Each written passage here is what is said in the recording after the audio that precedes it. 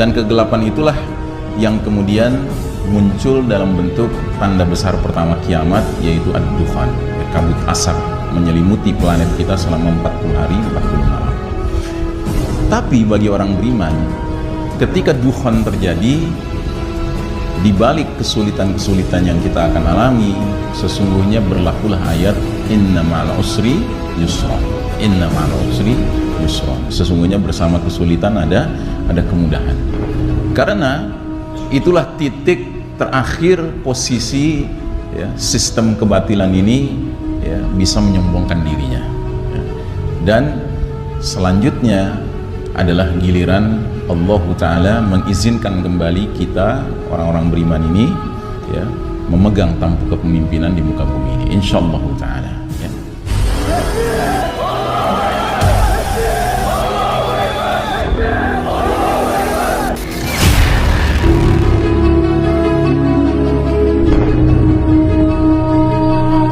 Jadi Nabi Muhammad SAW 15 abad yang lalu telah menjelaskan kepada para sahabat bahwasanya di akhir zaman akan datang satu kondisi di mana fitnah itu begitu banyak sehingga digambarkan bahwa dunia menjadi kaqita'il lailil muslim, menjadi seperti sepotong malam yang gelap gulita.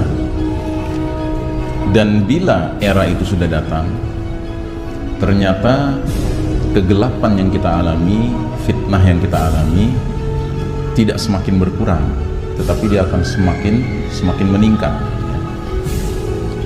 Dan peningkatan itu akan mencapai titik di mana awalnya kita mengalami fitnah-fitnah yang bersifat maknawiyah, tetapi pada titik tertentu Allah Ta'ala akan mendatangkan fitnah yang bahkan bersifat hissiyah. Hissiyah itu artinya physical. Jadi kalau gelapnya tadi sifatnya maknawi, nanti gelapnya sifatnya fisikal. Benar-benar kita akan masuk dalam kegelapan. Dan kegelapan itulah yang kemudian muncul dalam bentuk tanda besar pertama kiamat, yaitu ad-dukhan, kabut asap menyelimuti planet kita selama 40 hari 40 malam.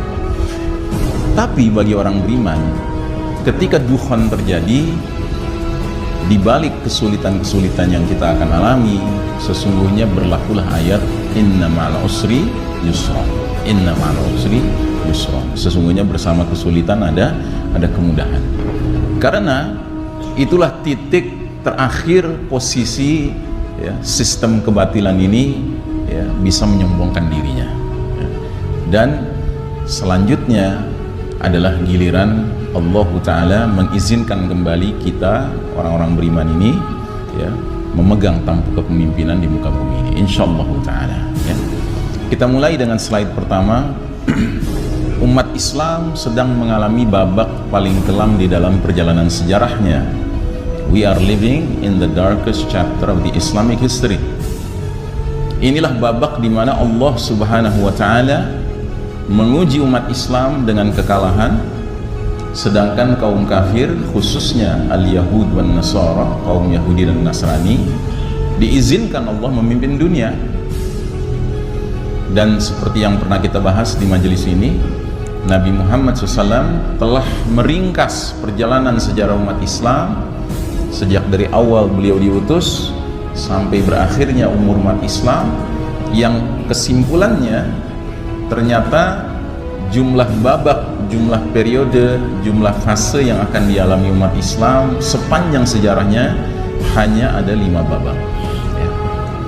Dan kita yang hidup di era modern sekarang ini sudah berada di babak keberapa? Babak keempat ya. Bayangkan jumlah babak cuma 5, kita sudah di babak keempat.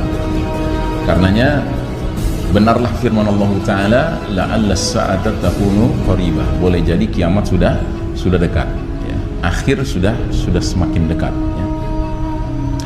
Dan saudaraku rahimakumullah, uniknya hadis ini membicarakan pergantian periode kepada periode berikutnya, dikaitkan dengan pergantian karakteristik atau kondisi kepemimpinan.